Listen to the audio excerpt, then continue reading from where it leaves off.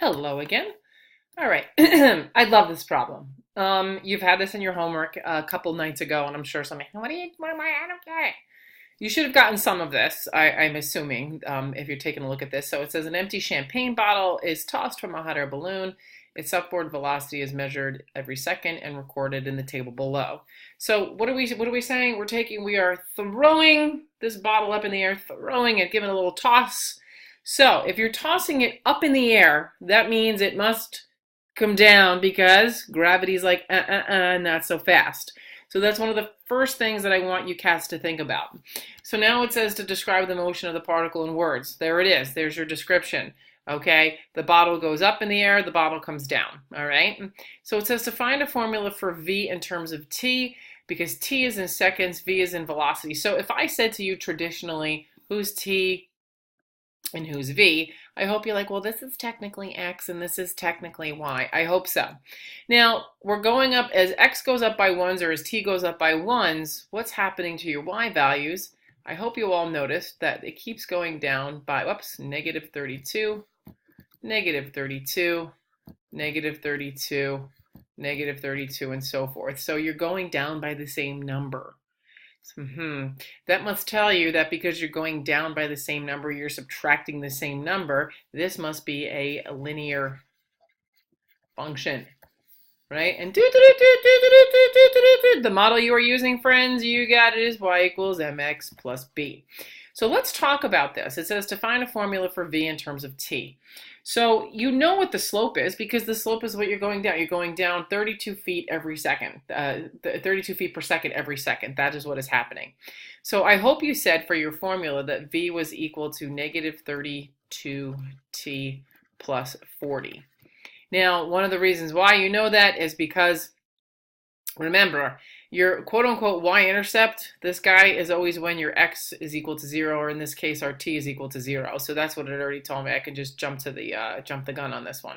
So the physical significance of the slope, so it's basically saying it's your change in velocity over change in time, okay? So this is technically, if you were to take like these two ordered pairs just for fun, okay? It's almost like you're doing 8 minus 40 over 1 minus 0. So this is in feet per second. This is seconds because that's what your units are. So it's feet per second per second. So this is negative 32 feet per second per second. So you're saying to yourself, what does that mean? What is that? What's going on here? What it means is, let's think about as the bottle's actually coming down. Okay. If you look at this, right, this over here, these positive numbers indicate that your velocity is positive. If your velocity is positive, that means you are going up. When your velocity is negative, it means you are going down. Now, if you notice over here, as you go down, these numbers increase in a negative direction. So technically, your velocity is getting faster and faster because good old gravity is like, come on down, my friend. I'm going to pull you down faster and faster. So change in velocity over change in time, this is asking you how fast is your velocity changing. Your velocity is changing so it's basically saying your velocity is increasing 32 feet per second every second. So in other words, that bottle is dropping faster at a rate. Every second it's going 32 feet seconds faster than it was a second before, which means it's going really fast. And this guy right here, change in velocity over change in time, his name is acceleration.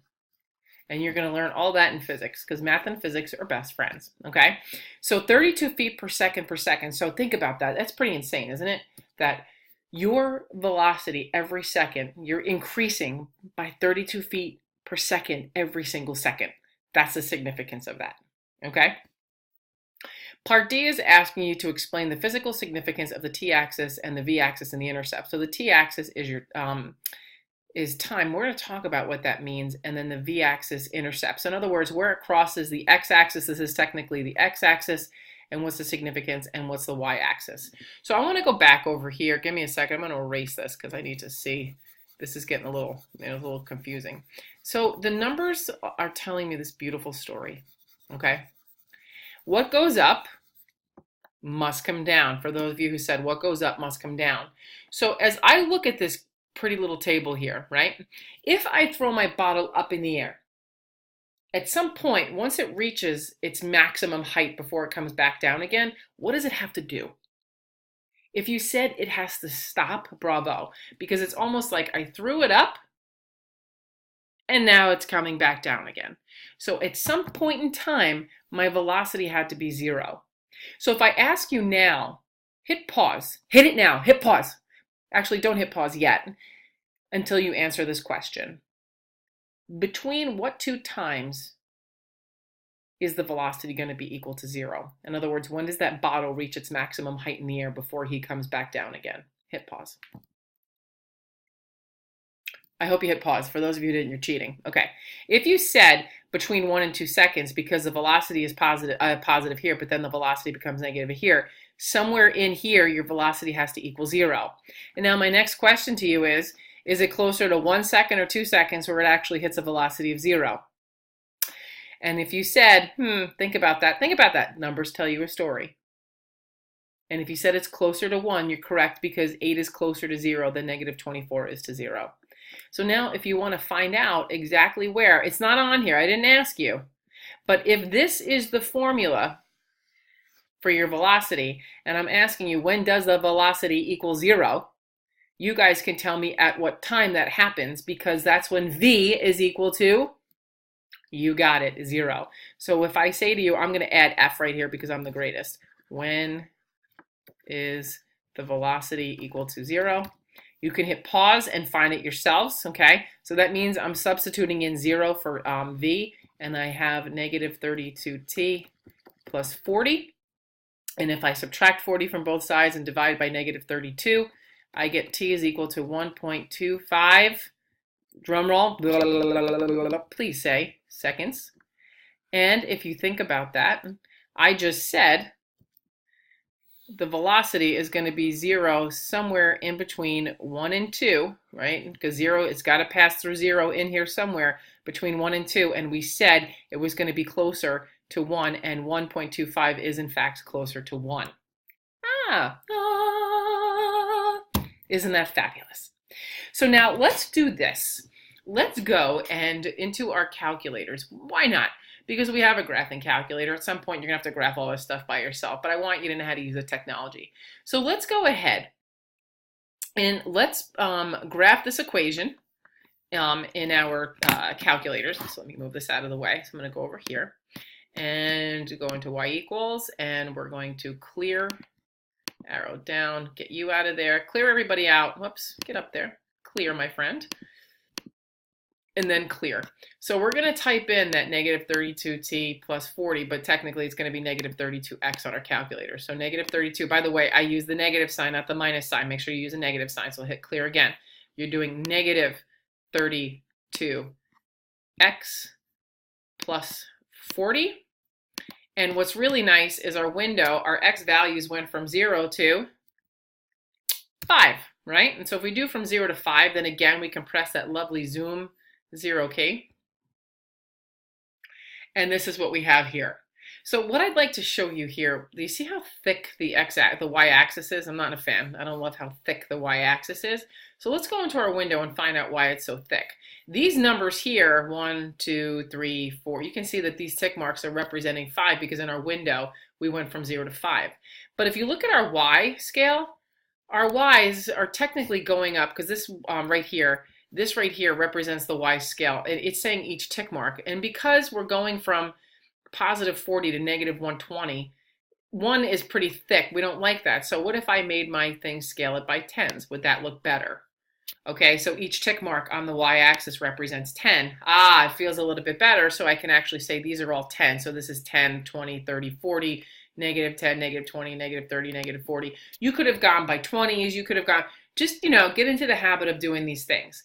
So just so you know, this is the model, this is the picture of what the champagne bottle is doing in terms of its velocity, okay?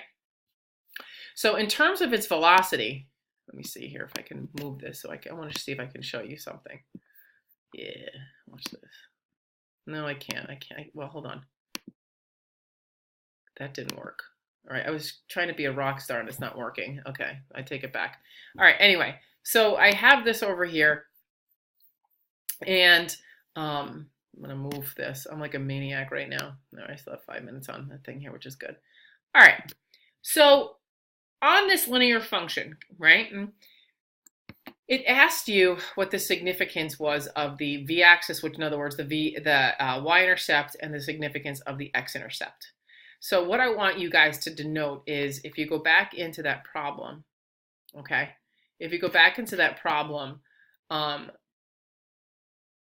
your velocity, let's think about this. So your initial velocity, so when time is 0, your initial velocity is 40 feet per second, which means you need a little momentum to push that, to throw that thing up in the air. So you're throwing it up at an initial velocity of 40 feet per second, but it actually, so it goes up, but it stops at 1.25 seconds, right? Because we found that at 1.25 seconds, it stopped, and then it starts to come on back down again. So if you go ahead over here and you look at this graph, all along here, this is my these are my velocities. The y-axis is my velocities. So all along here, if I'm above the x-axis, my velocity is positive. When I'm below the x-axis, my velocity is negative. But what's interesting is that my velocities are all positive, but they're approaching 0. So right here is where the bottle is at its maximum. So it's right at this point right here that we threw it up. So in other words, this right here is being thrown up into the air. Let me say that again. This is being thrown up into the air, and then this is when it starts to come down and it goes faster and faster and faster. So the significance of this point right here is when the bottle reaches its maximum height and when its velocity is equal to 0, and then it starts to come on back down and its velocity increases over time. So if I press my trace key, actually here's what I want to do. Second, calculate value. I want to start at 0, okay? So at x equals 0, it starts here. So then if I press my trace key right at that same time, okay? So at 0, we're at 40 seconds. So at 0, we're at 40 seconds. And as time goes on, as we move along this line, right, over time, you can actually see my velocity is getting lower and lower because that's what the y value is. So it's basically saying at 0.72 seconds, right, at about 7.72 seconds, my velocity is 16.96 feet per second. And as I keep going and I keep going and I keep going and I keep going and I keep going and I keep going, right about here, okay, right there, boom, there it is. It tells me that right now at 1.25 seconds, my velocity is 0. So that's saying to me that right now, if you like take a snapshot in time, the bottle is at its maximum point before it starts to come back down again. And then when you start to scroll, it's coming down, and you can actually see that is, if you're looking at your velocities, your velocity is increasing. And by the way, every second it's increasing by 32 feet per second. Okay, it's increasing, but it's in the negative direction, but it is increasing. The velocity is increasing. So let me just say that when I go back to that problem right here, my velocity is increasing in the negative direction. So let me say that again. My velocity is increasing in the negative direction. The purpose of velocity, of positive or negative, it lets you know it's all about direction. So if it's positive, you're going up. If it's negative, you're going down. So it's letting you know what you're doing. So that's the beautiful part of this. So now if you want to state the domain and range, again, the domain is your time in seconds, and you can say from 0 to 5, and then, so we'll even write that in, right? So your domain is, let me over here, oh, come on. So I'm answering this question about your domain and range, and I'll do it in orange. So your domain is your x values, and that is time, and you can say from 0 to 5 seconds, and then your range is your velocity, right? And that is from -120 to 40, because remember, we read everything from left to right, so it's got to be the lower number to the higher number. So even though it got more negative over time, it's still basically saying the lowest, and you can actually see it graphically. The lowest x value is right, the lowest x value is right here. I'm sorry, the lowest y value, shame on me, the lowest y value is here, the highest y value is up here. Okay, the lowest x value is here, the highest x value is there. So when you're thinking of your domain, it's always your horizontal stuff. Your range is your vertical stuff. I hope this one was also helpful.